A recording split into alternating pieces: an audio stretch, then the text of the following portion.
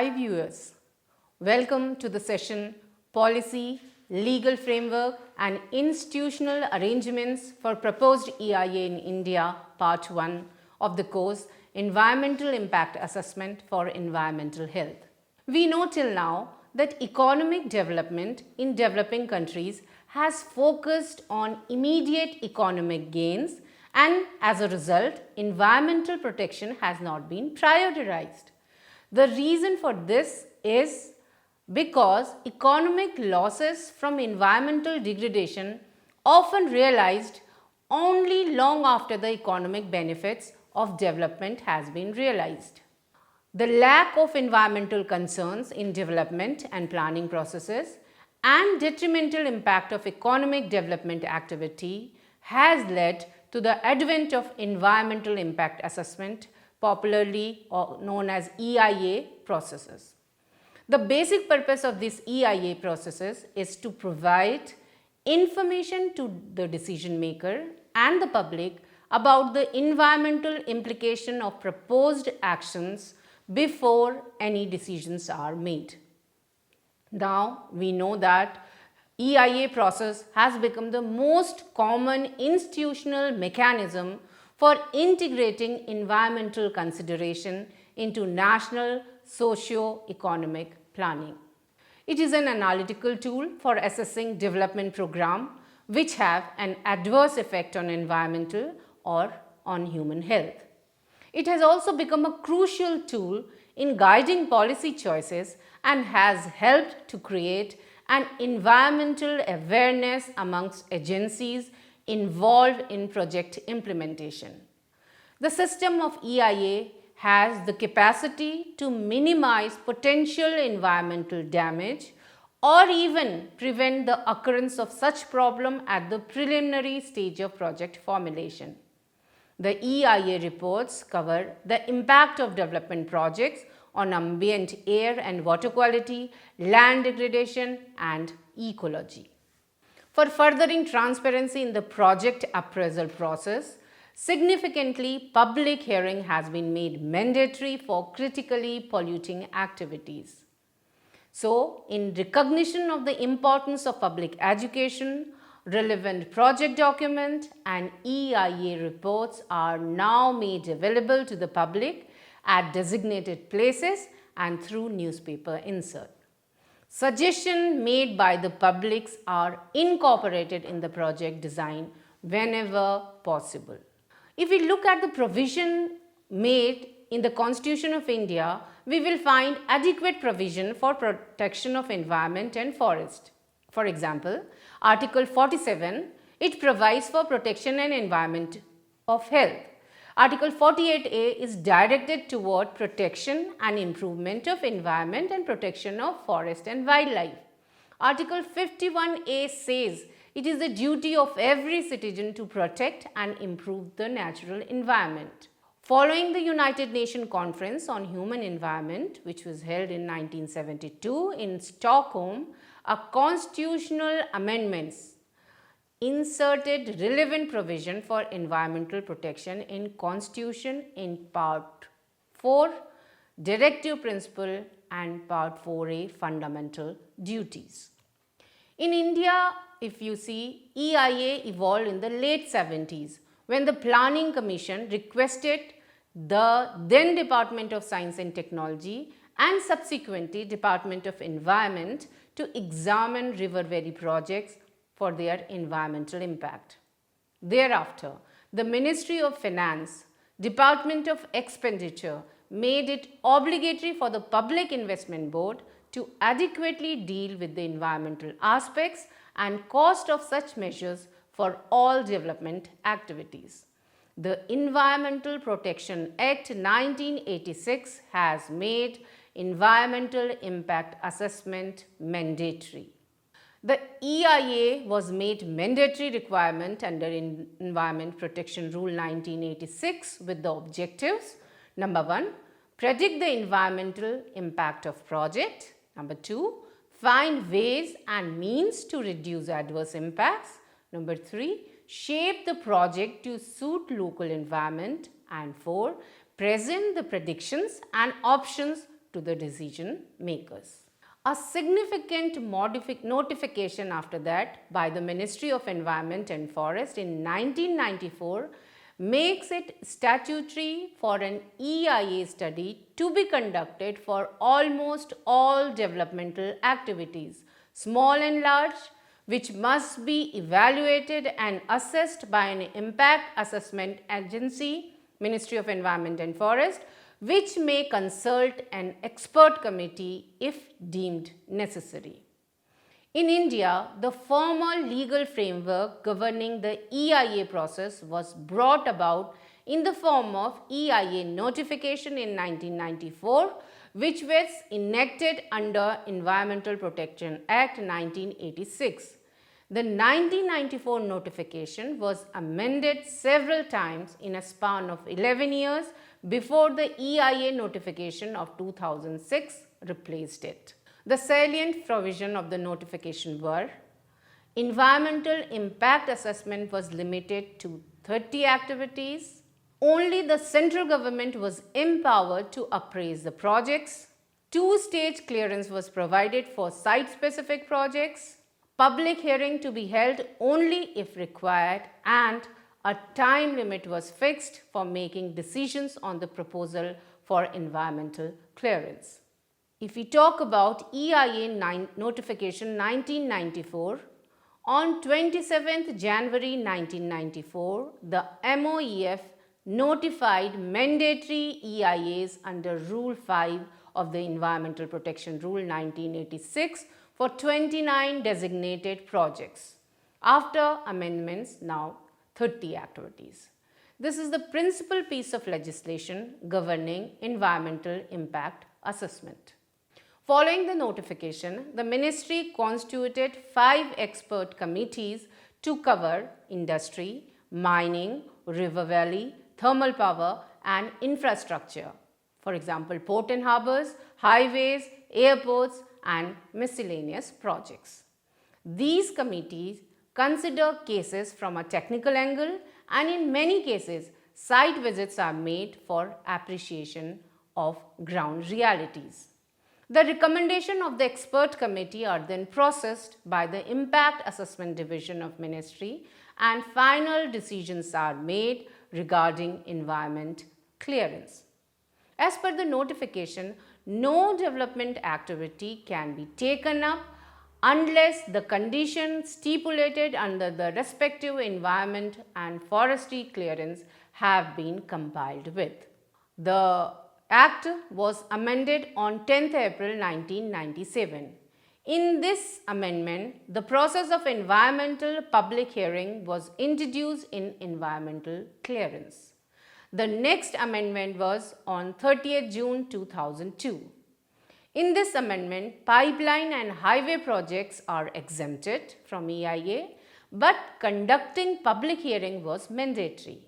The investment cost considered are criteria for environmental clearance. New projects less than rupees 100 crore and expansion or modernization project less than rupees 50 crore were totally exempted from EIA. Next amendment was on 20th February 2003. In this amendment, location sensitivity was taken into consideration.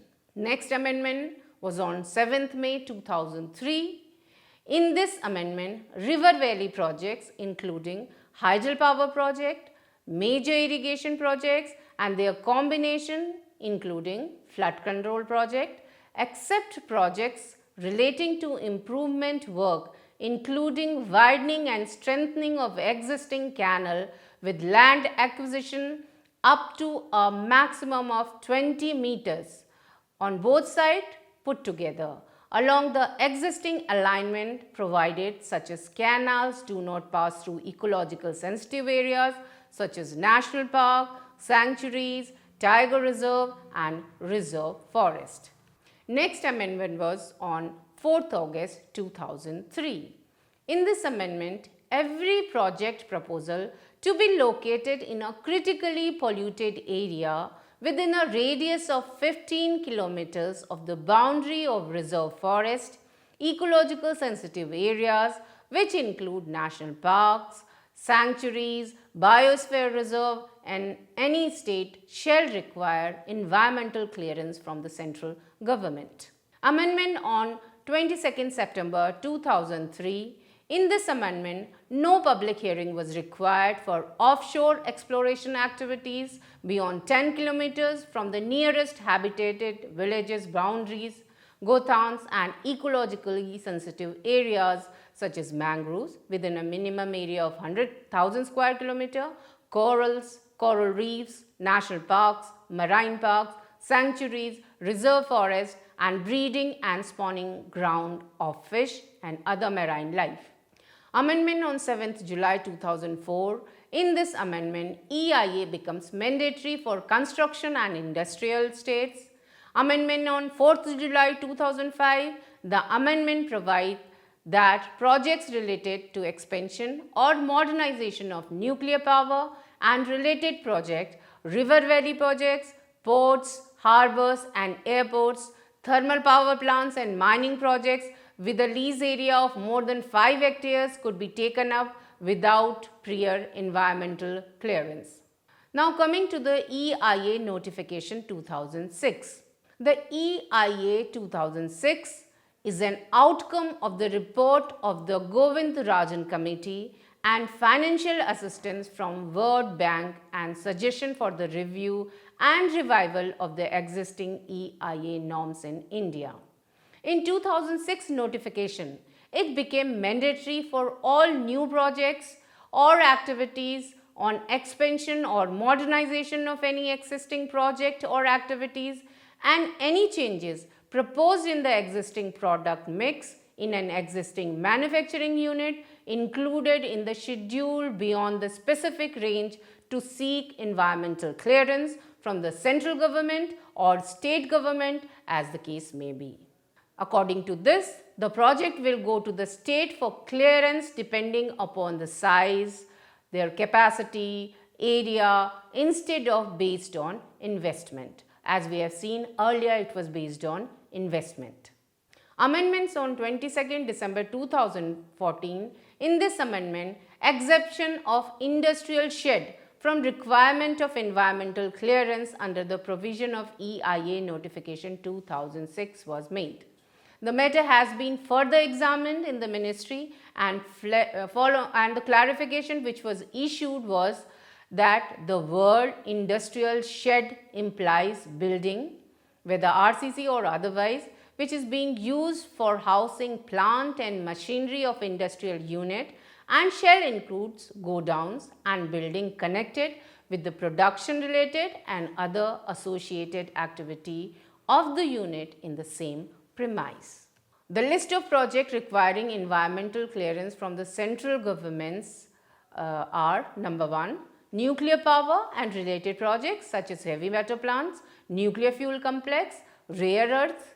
Number 2, river valley projects which include hydropower, major irrigation and their combination including flood control, ports, harbors, airport except minor ports and harbor.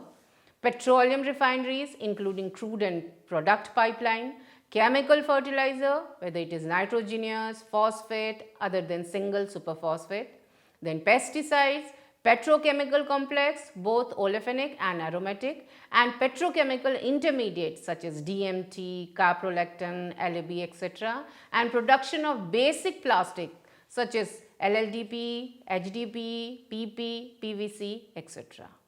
Then next is bulk drug and pharmaceuticals, exploration for oil and gas and their production, transportation and storage, synthetic rubber, asbestos and asbestos products, hydrocyanin and its derivatives, preliminary metallurgical industries such as production of iron, steel, aluminium, copper, zinc, lead and ferrous alloy and electrical arc furnaces like mini steel plants. It also includes chloralkali industry, integrated paint complex including manufacture of resins and basic raw material required in the manufacturing of paints, viscose staple fiber and filament yarn, storage batteries integrated with manufactures of oxides of lead and lead antimony alloy, all tourism projects between 200 meter to 500 meters of high water line and at location with an elevation of more than 1000 meter with investment of more than 5 crores. Thermal power plants, mining projects with lease more than 5 hectares, highway project including widening and strengthening of road with marginal land, acquisition along the existing alignment provided it does not pass through ecological sensitive areas such as national parks, sanctuaries, tiger reserve, reserve forest, etc. Tarred road in the Himalayan and forest areas, distilleries, raw skins and hides, pulp and paper and newsprint, dyes, cements, foundries, electroplating, meta and aminophenol. So these were the list of 60 industries which were included in EIA notification. As per the process laid down in the 2006 notification, industrial, mining, infrastructure and other development projects are categorized based on the size and scale of the projects.